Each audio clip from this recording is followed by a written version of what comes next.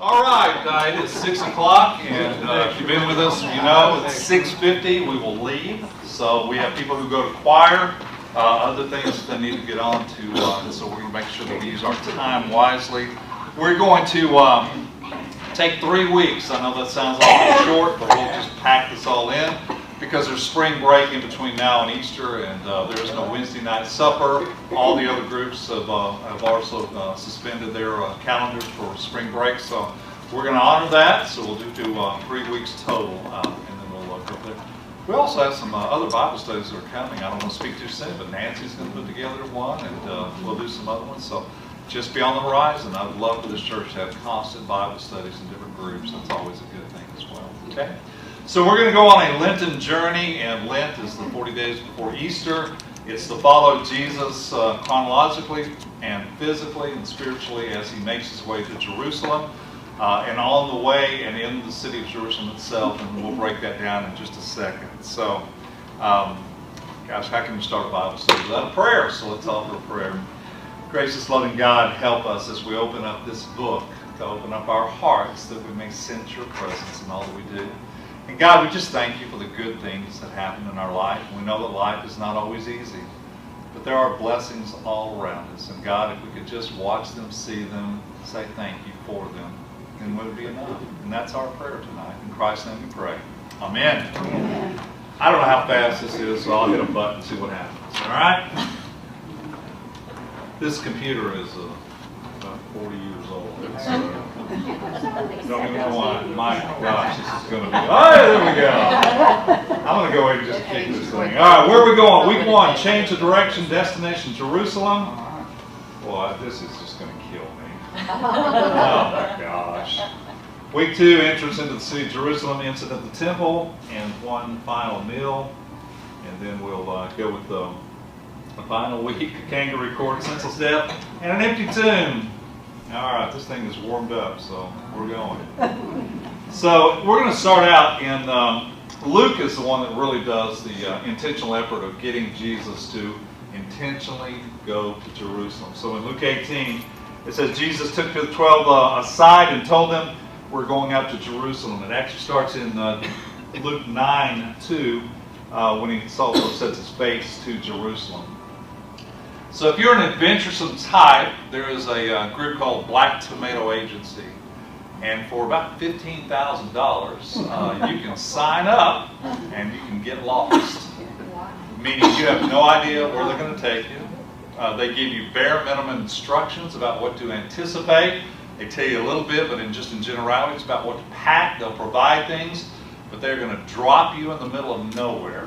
They say they would have some level of supervision, but you won't see them and you won't know that they're there. So if your desire is to get completely lost and you've got $15,000 you don't need, then you can sign up to Black Tomato Agency and do just that. I put that there because, one, there is a number of people that find that intriguing, is to get lost. If you're so surrounded in urban areas by noise, chaos, heavily densely populated areas, the thought of just going off the grid, getting out, is probably very appealing. But once you're out there, it's probably very sobering too. So I'm not sure I would spend it on that. The point is, the disciples are going to go to Jerusalem, and they don't really understand why, and they will struggle with it. Here's the great irony: is that his own disciples are the ones who cannot figure it out. He's going to encounter people on the way who actually have more spiritual insight than his own disciples. Disciples should have had an inside knowledge about what his mission is, who he really is, what's going to happen. He tells them in stark terms what's going to happen when they get to Jerusalem. They still don't believe it and deny it and can't accept it, which tells you a lot about being on the inside if you're not careful. So, oh my goodness, somebody play some music while we're waiting here. Okay. That's the get lost, just takes you there. That's kind of what I told you. So Luke 9 is when there's a demarcation. You know how some people just sort of throw open the Bible and then they start reading, because that's the... If you took Luke and you just almost divide it in half, you would come to the 9th chapter of the book of Luke. And it says, after all these things have taken place, then Jesus intentionally sets his face toward Jerusalem, which means everything from 9:52 is different. It takes on a sense of urgency. I don't know, it might be my district superintendent calling. So everything takes on a sense of urgency and heightened importance, so there's no little moments. Everything that happens is happening in the context that Jesus clearly knows that he draws nearer to Jerusalem, that the stakes are going to go higher, the tensions are going to rise, all those things are going to happen. He knows that, but he intentionally sets foot. He doesn't wander into it aimlessly. He knows exactly what steps he's taking and the risks that's involved in that as well. Okay? All right, here we go. So if you want to look at a map, if you're a map person, Michelle, okay? Sea of Galilee, Capernaum, all the places, Nazareth, all the places up here in the north. So when he comes, you just track it all the way down to this little red dot that says Jericho. Jericho is the last stop before you get to Jerusalem. So he's going to encounter a couple of people. Luke will detail the stories. We'll look at them. But it's a long journey, and on any point in time, he can turn back. If you think he knows the risks, he knows in all likelihood that he'll die. He'll tell the disciples that's what's going to happen. But he continues to move forward. Jericho is the last stop. Jericho takes a prominent role both in the Old Testament and in the New Testament. It's the first city they conquer in the Old Testament when they cross over into the Promised Land. Remember the Jericho walls and the sound and the crumbling of the walls? You probably sang a song, didn't you, about that? Okay. You have to cross the Jordan River, all those kinds of things that sort of lead you to it. Jericho is symbolically also, for this story, the last place in which you can turn around. And I don't want to equate the two, but I just thought it was fascinating. I've been watching Navalny, the one who recently died in a Russian prison. And he was outside of Russia and chose to get on a plane and go back and knew exactly probably what was going to happen there. And he could have stayed outside of Russia and probably lived a long life. But he intentionally got on a plane with a great deal of publicity, and when he got off the plane, they took him immediately to prison, and he never got out. So Jericho is that moment where you can say, Jesus, this is the last stop. If you want to turn around, this is your opportunity. You're 17 miles away. You're in a safe place. Nothing's going to happen to you here. But if you go closer to Jerusalem, something is going to happen. Okay? All right. But Jesus had read the scripture. He knew what was going to happen. He did. But look what he's trying to tell the 12, okay? Jesus took the 12 aside, told them we're going up to Jerusalem, and everything that is written by the prophets about the Son of Man will be fulfilled. He will be delivered over to the Gentiles. They will mock him, insult him, spit on him. They will flog him and kill him. On the third day, he will rise again. The disciples did not understand any of this. His meaning was hidden from them, and they did not know what he was talking about. They are lost. They're following him, but they don't understand why he's doing what he's doing, where he's going, and why in the world he would actually do this, given what he just told them. Okay? So I'm going to connect the dots. This is what I really want you to know about Luke, because I think it's fascinating. Good stuff here. All right, a little trivia question. What do Abraham Lincoln and Tom Hanks have in common? They're related. Both from Indiana. Both from Indiana. Is that what you just said? They're related. Oh, could be. Who said they're related? Tom Hanks is Lincoln's third cousin, 4 times removed. Lincoln's mother was named Nancy Hanks. Okay? You don't get this kind of stuff every day. All right. So I want you to start linking things together, and that's what Luke does. And I think sometimes we read it, and it's sort of singular and episodic, and we just read one story, we don't really connect it. What Luke does intentionally is connect things together that seemingly are opposite or have nothing to do with each other. In fact, there's a really good book, if you're interested in it, it's by Bailey, and he talks about there's 27 different pairings just of men and women, okay? And so he goes through the whole Gospels and he identifies all those things. A couple of these, like an angel appears to Zechariah before the conception of John the Baptist, an angel appears to Mary, so he's coupling them. Healing of the centurion's servant and the raising from the dead of the widow's son. Then you got Simeon and Anna. And so he's always coupling things. And if you begin to look for it, it starts to jump out at you. And that's what we're going to read here as well. Okay. So the road to Jericho are two men linked together, two stories. They're both similar and opposite. And if you're not aware of that, you're not aware of what Luke is trying to say. This looks like convoluted. I'm sorry we're doing this, but we're going to go ahead and do it. So I want you to sort of pick out, and I've highlighted the particular words, and they're before you. So just sort of read through this, and when it's highlighted, I just want you to sort of try to remember kind of what it is we're highlighting. So as Jesus approached Jericho, a blind beggar, highlighted, was sitting where? Beside the road. When he heard the noise of what a crowd going past, he asked what was happening. They told him that Jesus the Nazarene was going by, highlighted. So he began shouting, "Jesus, Son of David, have mercy on me." "Be quiet," the people in the front yelled at him. But he only shouted louder, "Son of David, have mercy on me." When Jesus heard them, here's a highlighted, he stopped, ordered that the man be brought to him, and as the man came near, Jesus asked him, "What do you want me to do for you?" "Lord," he said, "I want to see." And Jesus said, "All right, receive your sight. Your faith has healed you." That's highlighted. Instantly the man could see, and he followed Jesus, praising God, and all who saw it praised God. He's not listed in Luke, but in Mark, his name is Bartimaeus. Do you remember this man's name? The blind beggar, okay? So Mark tells slightly, but it's the same story, but slightly different variation on it. There's some speculation.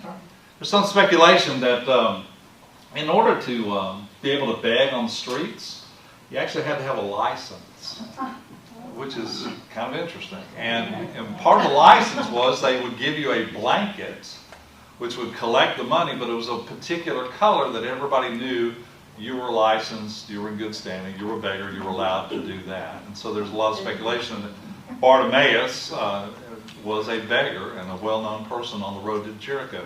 So why is this significant? A couple of things. One is because of Passover in Jerusalem, the crowds are huge, migrating from all the different parts on the map we just saw to find their way to Jerusalem, most of them having to have to go through Jericho, which is one of the main thoroughfares to get to there.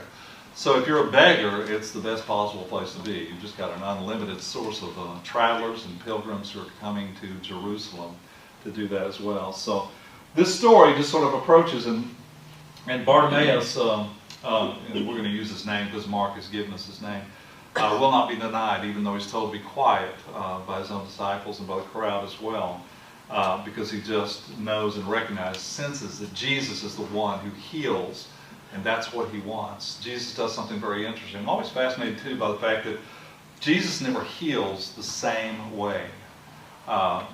Well, I love Carly's children's sermon when she really visibly sort of spit in the mud, and the kids were like, "Oh gosh, they'll never remember anything other than that." But it was a very visceral way to describe it, and that's what the Bible says. And sometimes he touches people, and sometimes he just speaks a word.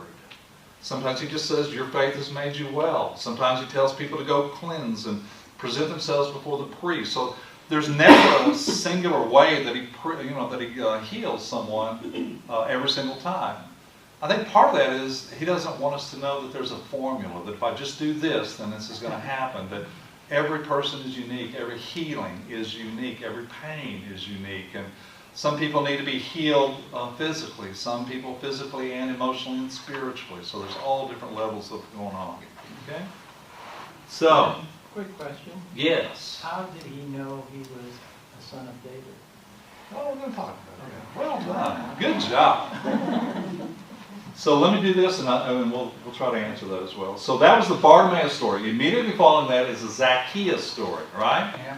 We all kind of know that if we do. If we ever grew up in church, if you didn't, it's the wee little man. Yeah. Okay. Yeah. So these are back-to-back stories. So I'm going to sort of just remember to highlight these things. So where Jesus entered Jericho, made his way through the town, there was a man there named Zacchaeus, and he was the chief tax collector in the region, and he had become very rich, highlighted. Tried to get a look at Jesus, but he was too short to see over the crowd. So he ran ahead and climbed a sycamore fig tree beside the road. Again, same similarity. Jesus was going to pass that way. When Jesus came by, he looked up at Zacchaeus and called him by name. "Zacchaeus," he said, Quick, come down. I must be a guest in your home today. Zacchaeus quickly climbed down and took Jesus to the house in great excitement and joy, but the people were displeased. He's gone to be the guest of a notorious sinner. They grumbled. Meanwhile, Zacchaeus stood before the Lord and said, I will give half my wealth to the poor, Lord, and if I have cheated people on their taxes, I will give them back 4 times as much. And Jesus responds, salvation has come to this house today, or to this home today, for this man has shown himself to be a true son of Abraham. For the Son of Man came to seek and save those who are lost. So while I want to highlight those to sort of give you a sense that these are really paired together in a very intentional way, I think, by Luke to deliver, I think, an intentional message. Okay?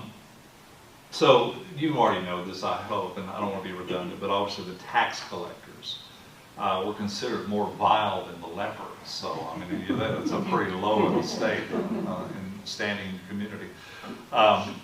Obviously, they took advantage. They were empowered by the Romans to collect taxes, and there was a fee that they were supposed to collect, and anything else they wanted to do above that to enrich their own pockets, they could do that. Nobody knew exactly what the Romans were demanding. All they knew is that they had the power as a tax collector, and if you didn't pay, there would be a heavy, steep price to pay. Okay? So we've got 2 different people and 2 really different stories. So the Bartimaeus story and the Zacchaeus story. So what are the similarities when you read them back to back? Both stories take place in Jericho. Both take place in the midst of a crowd. Both stories take place at the side of the road. In both stories, Jesus is going through the town. In both stories, Jesus stopped. Both subjects are sinners in the minds of the Pharisees. Both subjects are lost. Both men sought Jesus out, had a desire to meet him. In both cases, the crowds are displeased with the interruption by the man in focus. In both stories, Jesus gives the invitation or the call. Both subjects are linked to Abraham, the father of faith. Okay? I'm going to answer the question a little bit. Let me go through the contrasts. Okay? So here's what's different. One subject is a poor beggar, the other is a rich man. One subject is one of the oppressed, meaning the blind or beggar. The other is an actual oppressor, the tax collector. In the first story, the man calls Jesus by name. In the second, Jesus calls the man by name. One man's name literally means filthy. The other man's name is pure. You can guess which one is which.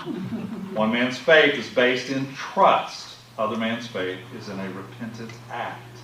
Dependent upon others' generosity, it depends on his own wealth as well. Okay. So I want you to sort of connect the dots on that. So what he's trying to say, I think, in clear terms is, as Jesus approaches Jerusalem, he's going to help define access to the kingdom and what it means to be a follower of Jesus. And he's going to eradicate some of the norms that people would make assumptions on, and begin to redefine what it means and what it requires of someone to be a follower of Jesus. And it's easy to be a follower of Jesus at a safe distance. As you're going to Jerusalem, it's much more difficult.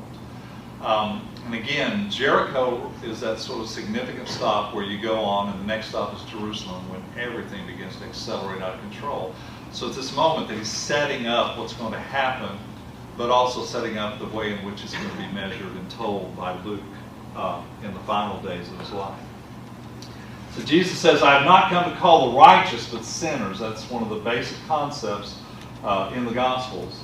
The accusation of his enemies is this man welcomes sinners, which always makes it problematic. So if you're a good religious leader, your way in which to connect with God is to live a righteous life. And all of a sudden, the one who begins to circulate rumors, not himself but other people talking about him, speculate that he might be the actual Messiah, the Son of God. So when, Roger, you asked about the Son of Abraham and the Son of God. So when he's saying the Son of Abraham, he'll say, you're a true son of Abraham, which means the people who call themselves the sons of Abraham, the modern day Pharisees, have lost their way, and they don't know it. But the original Abraham was the one who simply out of humility said, wherever you ask me to go, I'll go. And he was sent on a mission to go to a place that he didn't know existed and didn't know how to get there and didn't even see the culmination of his own work. He just went on trust that the one who called him would be there to guide him on his own journey as well. So the idea of true son of Abraham is to say, you're the one that understands what the original covenant was all about. It was based on not self-righteousness, but it was based on complete and utter humility and trust in God. Okay? So, the parable of the tax collector and the Pharisees, they're both polar opposites, and there are two ways of being religious. One is death-dealing, the other is life-giving. So, just prior to these two stories, I think it sets up, and I'm sort of fixated, so you got to forgive me. I sort of kind of want to keep starting at the end and working back. So if I'm out of sync with you, it's okay. Because in Luke 18, that's where this story is told. And then you read the story of Bartimaeus, and you read the story of Zacchaeus. So this is a well-known story, but I want to spend a little time on it. The religious expert was smuggling up. So you've got two people. They're about to walk into a temple, right? You remember how this is. If you know the story, I got to quit assuming that you do, because that's probably not really correct on my part. If you don't know the story, I'm glad you're here. Let's learn it together, and let's sort of figure out and take a second look at it. So he describes, and it is a parable about two people are in a temple, and one is a self-righteous Pharisee who offers those terrible words as, I thank God I'm not like other people. I thank God I'm not like that person. And boy, that's a pretty telling statement. And we're glad he's not like him either. Yeah, exactly. Let's kind of dissect this, though, because I think it sets up the stage for what we just read. Religious expert was smug and confident. The outsider was anxious and insecure. Saint paraded to the temple. The sinner stood at a distance, meaning he could not even approach too close to the temple. Didn't feel himself worthy of that as well. Righteous man stood up. The sinful man looked down. I mean, boy, you just start looking at these details, and you could not find a greater contrast between one or the other. And he's using this in a very particular way. Pharisee prayed loudly, I love this quote, about himself. Tax collector could barely pray at all. Okay. So let's look at it. This is a quick little parable. Parable of the Pharisee and the tax collector. To some who were confident of their own righteousness and looked down on everyone else, Jesus told this parable. Two men went up to the temple to pray, one a Pharisee, the other a tax collector. The Pharisee stood by himself and prayed, God, I thank you that I am not like other people, robbers, evildoers, adulterers, or even this tax collector. Well, it gets personal, doesn't it? We're going to do generality, but oh yeah, by the way, that guy right over there, Okay? I fast twice a week and give a tenth of all I get. So this is easy to turn into sort of a comic strip and a caricature of people. But I think it really doesn't do justice to the story because, in a sense, this person has a grain of truth. I'm trying to be the best person I can be. I give. I go to church. I do all these things. I go to the synagogue. I give. I tithe. I try to help. I do all these things. That's what I was taught to be. That's what marks a good human being. So it's not like he's this comical character who's just oblivious, but he doesn't get what Jesus wants him to see. Okay? Because he's somehow become a little self-righteous. Okay? But the tax collector stood at a distance with a contract. So you've got this person who thinks, and I've been guilty of using this term, and I've really tried to be conscious of it. If you look at somebody in a terrible position, you say, there but by the grace of God I go. And I used to say that, and then I've stopped, because that's not right. By the grace of God, we're upright. At some point, you can't say, God spared me and just inflicted pain on somebody. It happens to all of us, and thank God for God's grace, but it's not a comparison about, gosh, at least I'm not like that. Okay? And I think that's sort of a toxicity of religion that happens incrementally. Tax collector stood at a distance. He would not even look up to heaven. He beat his breast and said, God have mercy on me, a sinner. I mean, I just think this is so poignant. He stands, and he can't stand at the center of the temple. He just stands on the periphery, which is really a symbolic understanding that he doesn't feel like he belongs inside. He's not worthy of going there. And don't kid yourself. There are people, even in today, that don't feel like they're worthy to come into the church. And we got to keep telling them, boy, welcome to the house of sinners, okay? You're just one of us, and we want you here and need you here. But don't ever underestimate the fact that we got a lot of folks who come and just don't feel like they're, they've done things wrong, they've had regrets, they carry it with them, and they think that whatever they've done is either unforgivable, they can't forgive themselves, and they carry it with them, and the weight is palpable and it's heavy. Okay? I tell you that this man, rather than the other, went home justified before God. For all those who exalt themselves will be humbled, and those who humble themselves will be exalted.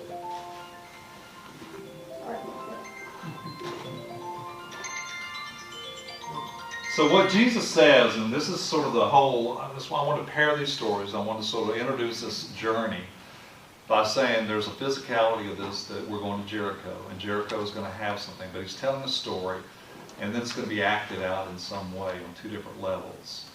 And what he's trying to get his disciples to, which is ironic because both Zacchaeus and Bartimaeus can see clearly what the disciples can't. And Bartimaeus is healed not only of the physical blindness, he actually knows who Jesus is, can see him clearly for that.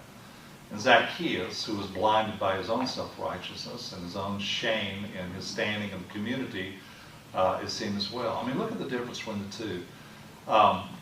Bartimaeus is the one who calls out and yells out, almost demands it, where everybody's trying to, oh gosh, be quiet. And we talked about this, Michelle and I always talk about this, is, you know, when people, sort of a community will help sort of figure out where you belong in the pecking order, and then it'll lock you in, because that's how you make sense of your world. And so when a blind man is now given sight, it doesn't make sense, and we don't understand this. So if a beggar now is the one who can see Jesus and the one who now is healed, then we don't know how the world works anymore, and we don't feel comfortable doing that. And you know what do we do when we don't feel comfortable about things? We get rid of the problem, okay? And that's with Jesus. So all this stuff is mirrored. So Jesus confronts. He doesn't just passively sit back and hope people are going. He goes right into the heart of the city of Jerusalem and forces people. And he confronts them in a way that makes them uncomfortable. And when people feel uncomfortable, they tend to say, either I have to change or I need to get rid of him. And if I get rid of him, I don't have to do anything. Okay? So part of this is, Jesus says we need only 7 words. I don't want to oversimplify, but I'm also tired of overcomplicating religion. Okay? Because, boy, we can just go through all kinds of machinations, and here's what you got to do, and here's what you do, and this happens, and here's what you do. And I don't want to oversimplify, but there is, don't you feel this way at some point? The older you get, the more simple life gets. It's like it's really complicated when you're younger. You're trying to figure things out. It doesn't mean you got everything figured out. What you figured out is you don't have everything figured out. It's okay. And it's just simplicity. And you gravitate toward not a whole bunch of friends, but some really good friends. And you sort of gravitate toward good things in your life as opposed to dealing with all the other stuff that we always put up with or inadvertently went and invited into our lives. So here are the 7 words. Mumbled by the tax collector, stood at a distance and stared at the ground. God have mercy on me, a sinner. So what Jesus is beginning to say is, this is not a religion based on 614 laws and regulations. This is a movement of God to say the way in which you connect with God is to be completely aware of your own humility and dependence upon God, and to seek God in all things in ways that doesn't require you. And out of that, and that's where I think we get it backwards, is we think we have to live this incredibly perfect life in order for God to be pleased with us. What happens is we find out we don't live a perfect life. Then we experience grace, and the response is, I want to be the best person I can be from now on, God, because I know what grace is. I want to be a good person. I want to extend grace to others. I want to love others. I want to do what I should have always done, and to be the person you called and created me to be as well. Okay? After this, he said, he went on ahead, going up to Jerusalem. So we're 17 miles away from Jerusalem. But this is important. And I think sometimes we just sort of jump to, Good Friday and all the things that happened, Palm Sunday, all that. and rightfully so. But this is the sort of the setup. And what Jesus is trying to say is something very, very important. Is this is how it's going to be defined. Those who are going to follow him are not so self-righteous. They're not the ones who are going to look at other people and say, "Thank God I'm not like those other people." They have a sense of awareness that we need a Savior. And we're the ones who need to be saved, not everybody else that we can point to that has all the problems. Okay? Got some other things, but I want to talk. Let's open it up. Do you have any questions, comments?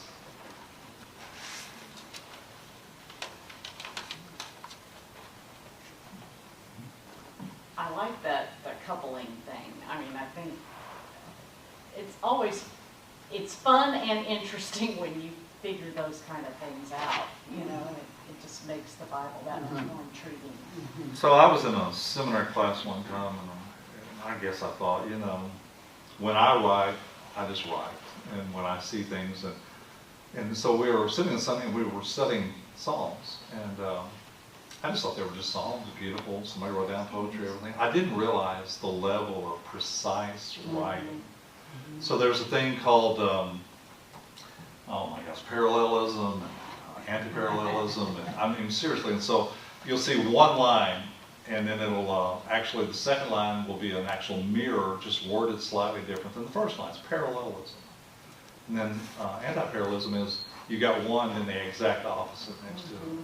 And then there's one that's actually, and don't shoot me, I can't remember which one it is, but it's literally taking the alphabet, like not English, like A, B, C, D, and every line starts with a letter. Is it a acrostic? Yeah, it's acrostic, but it's, I can't remember I can't remember which psalm it is, but there's a couple of them.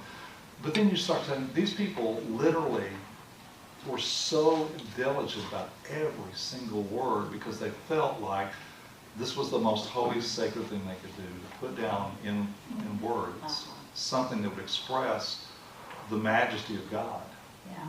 And so you read that, and so I'm like you, and then you start reading and you start saying coupling, and then you go, okay, I thought these were sort of uneducated folk. These are people who are steeped in the tradition to say everything is connected. And if you read it, and I think we've lost it because we just read it as this one story that has a lot of different stories in it.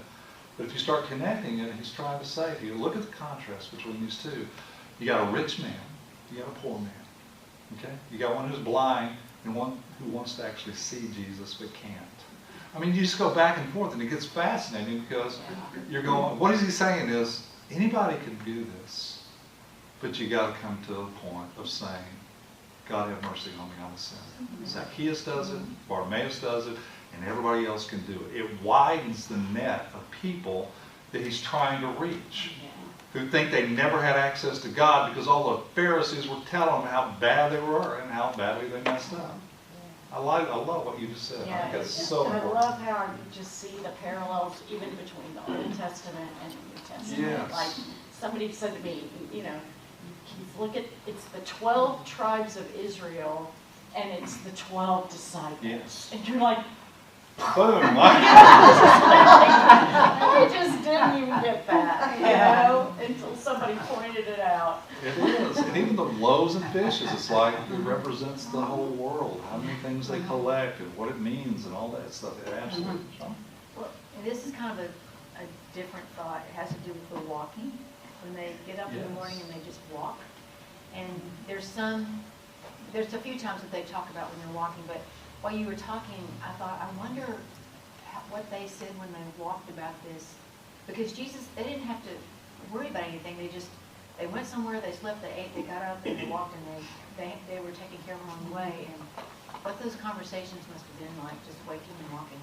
Tell me, and I don't want to put you on the spot, you just did a pilgrimage where you did a lot of walking in Spain, correct? Yeah, and we would meet people on the way and we would talk. And a lot of the conversations centered around spiritual topics, and it was people from all over the world, all different faiths, but a lot of Christians, I guess probably 80%, but just that waking and walking. And one of the friends, they just happened to be Catholic, he reflected on that as well. And we were talking about really deep stuff, and it just kind of happened, and he was saying this is what this must have been like, and that part of Spain is very similar to that. It is, very good. And I know they have a rule there, or a law, that you had to help the people, the pilgrim. Yeah. And that's the same thing there. If you had this little passport proving that you were on the Camino, nobody could turn you away. And people had stories of hotels and being full, and maids would take people home with them because they had to do that.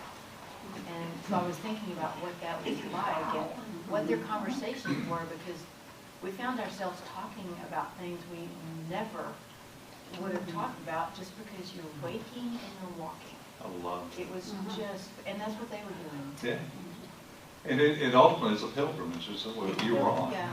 It's not the destination, and it drives Americans And we were crazy. very shallow. We were planning on food, wine, and culture, and Yeah. a physical challenge. Y'all know Russ and I, this was not on our list of things to do. It was a complete and total surprise.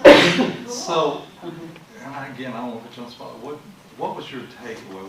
What did sort of God reveal to you, or what did you discover on your own about that? That was really most important. What you just shared, or? Yeah, leaving things on the road, kind of like Paul, and I think maybe Simon. There were a lot of things. I have a really nasty temper, and I felt like I left most of that temper on the road. And I think many of y'all know that we lost our dream home and our dream life, and we never really quit mourning that. And we left that on the road and didn't even realize we had until we started talking about things. And a lot of judgment of other faiths, and it's just leaving things on the road. And I wondered how much the apostles left on the road Great as they insight. walked, because it really happened.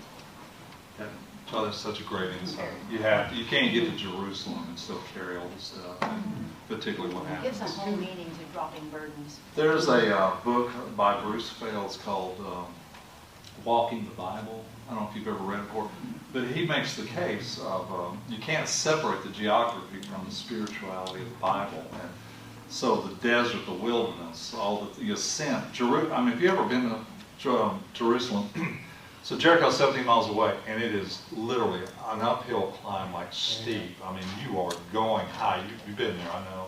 And so the geography plays into it in ways that other religions don't. If you look at other religions, sometimes it's a block of teachings. This is on his way to Jericho, this happens, or on their way to whatever it may be. And so the physicality about it. You remember this is a weird analogy, but Forrest Gump? Yeah. Remember when he went on his just run and he ran across? There's a great line that says, when the body's in motion, the mind is at rest. And I think that's what you're kind of saying is, as you're walking, you're sort of more in sync with the universe and with God's creation, and it kind of helps you find that rhythm of speaking and listening. You're not rushing somewhere. There's not the destination we've got to get to quickly. The destination is the journey itself. What a great insight. Yes? The two stories that were done in Jericho, were they one right after the other one? Yeah, because he's not there. He doesn't actually, he just stays and we know he has dinner, but he goes to Bethany, which is where Mary, Martha, and Lazarus is. So he doesn't stay there long. Jericho is a stopover, which is also the metaphor is don't stay in Jericho, because that's not your destination. Don't settle there. You got to go to Jerusalem. Good question. Other thoughts? What a great truth. Yes.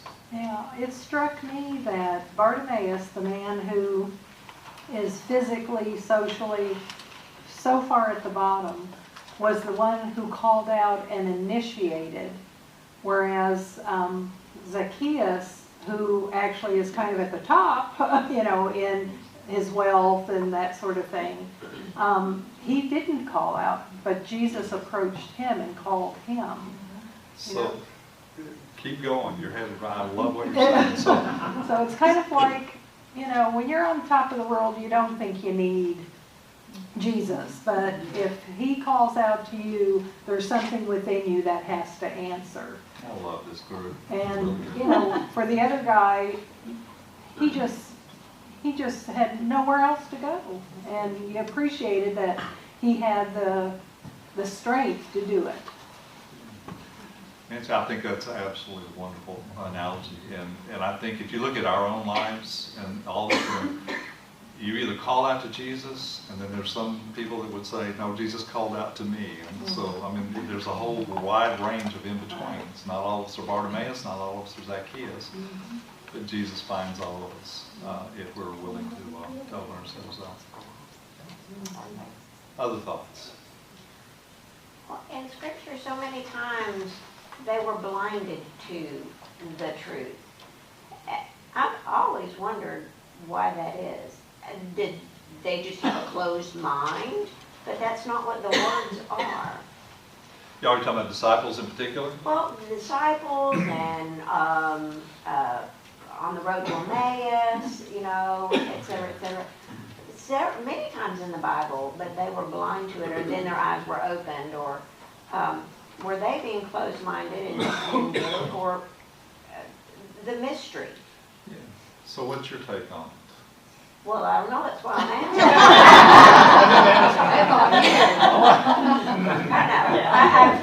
I keep that question and somehow. No, and it's intentional.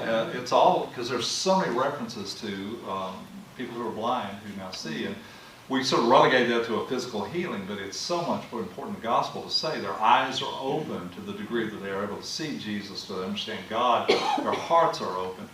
John spends half his time, everything happens in the dark when nobody can see. Before it was light, the resurrection, all that stuff, and you live in this darkness. And I think part of it is, if you're a disciple, and I think it's really easy for us to go back and say, well, I should have seen that. How do you, Jesus standing right in front of you. You don't know that's the Son of God. You've seen miracles. You've seen Him raise people from the dead, and you still haven't figured this out, right? So part of it is to say, if we went back in time and we actually were a part of the earliest time in which Jesus began, there would be no way on our radar that we would say that would be the Son of God. It doesn't fit the profile, doesn't fit the expectation. He's not supposed to be like this. Even John the Baptist, who's his cousin, at the end of his life is saying, in a prison, thinking, did we bet on the wrong horse? And he says the words. Do you remember? He says the words. Are you the one, or should we look for another? That just breaks my heart, because he doesn't even know then. So part of it is the expectation. I think it's dangerous. One is, if you're an insider, it's really harder to see anything. It's easier for outsiders to see. So Bartimaeus is clearly an outsider. Zacchaeus is clearly an outsider. If you're a disciple, you get this sort of feeling like you should know everything. But Jesus surprises everybody, but they still hold on to these expectations. What are their expectations? He's going to be the one to march into Jerusalem and get the Romans out, restore Israel to its prominence. Jesus is never going to do that. That's not his mission. He doesn't ever suggest that. But they believe it because they want to believe it. And I will tell you that one of the most deadly things in religion is, I want to believe it so much that I'll expect it, and if it doesn't happen, then I won't believe in it. Well, I didn't want to share this because I don't want to move off of. You're doing great. But what worries me is that in this world, Satan is going to take forms that are going to be so appealing. So It's the appealing. way it's always described. It's And, not you're scared I of just- it, you're seduced by it. Wow. Yeah. Lynn, you were going to say something? I was just, two things. One, they had a preconceived idea of what Jesus was the Messiah was going to be, and he was not that. Yeah. So they didn't believe. But then the other side of it is, all of us have this, if something's too good to be true, it probably is. Right. Exactly. Yeah. That's a great line. Too good to be true. So, even though they were in the midst of it and were seeing all of these things, they were like, is this, we're that way? I mean, if you were to get, if you got the phone call that said you've won the Publishers Clearinghouse, Yeah. are you going to go, is this really real? Did I really win this? Yeah. And so I think that was, what they were operating with. And I've always said, and I don't know, I say this, if I saw Jesus heal somebody, I would believe. But I say that, but if I was actually there, I don't know. I know. Yeah. I think that's an honest answer. Yeah. Before he gets to Jericho, and so I think someone asked, how did the blind man know? Were people saying Jesus is coming or the Son of God is coming? That's And the so they all understanding. gathered on the side of the road? Yeah. There's so much advanced publicity and Before he talk, and gets people there. have come, and have you heard about this Jesus of Nazareth? And he's done all these things. When he finds that he's approaching here, he calls out to him. So why wasn't he stopped in Jericho before he ever got to Jerusalem? I mean, if they Oh, I'm sure he all was. heard- We just may not have it recorded. I mean, Okay. there's not many. Look on the map. There's not many places to stop. 17 miles. Nancy, well, that's true. It's a little confusing to me when John the Baptist didn't, was doubting. Yeah.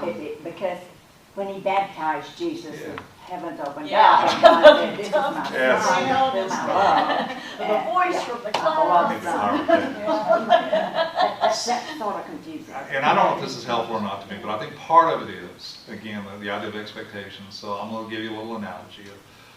So if you had a loved one that you just was sick, and what your prayer was, God, please help them, heal them.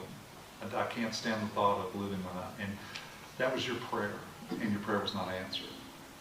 And it just shattered your faith because you did everything right. You prayed everything you could. And so the question becomes is, okay, the kind of God you thought was going to be there is not there. So what kind of God do you really believe in? So you don't dismiss the idea that I don't believe in God. I don't think John ever loses faith in God. He just has to dispense with the idea that the one he thought was is not the one, or he didn't come in the way that he thought. Because remember, John wanted to take a pitchfork and just, he wanted to eradicate everybody and come to Jesus quickly and get this thing right. And I think he was disappointed and disillusioned by the fact that Jesus didn't follow the pattern that John thought he was going to. So the question for John is, I've got to reevaluate what I believe in and how does God act? And it turns out God acts in the deepest kind of love. And that's hard for people who want brimstone, fire and brimstone, all that kind of stuff. I don't know if that's helpful, but I think a lot of us have had to readjust what we believe in God, so what kind of God now do we believe in given what we've gone through? And that's a hard thing to do. Do you think any of it has to do with the fact that the Holy Spirit hadn't come upon them yet? I mean, you know the Holy Spirit. We all know it was there, but...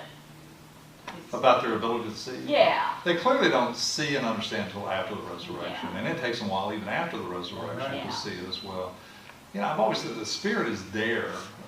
So the Spirit is going to be, in the absence of Jesus' physicality and body, to be there as the advocate and to be one. But the Spirit clearly is identified throughout the Old Testament and New Testament. So it's there, but I don't think they can see it until, and I think that's part of it is they had to go through this journey, and it's and a lot of us, it's the resurrection is the one thing that opens your eyes. Like you said, Jesus could, heal somebody or raise them from the dead. You won't see it, but you may not believe it, but if you really believe that Jesus rose from the grave, then it changes everything about you, and you begin to say, then all things are possible. I don't discount the fact that the Spirit hadn't come yet, but they just lived in darkness. And gosh, you're talking about Jesus picks out 12 of the brightest and best. None of them are just worth of dawn. So they turned out to change the world. So. Anybody else? What a great conversation. I want to thank all of you very much for coming.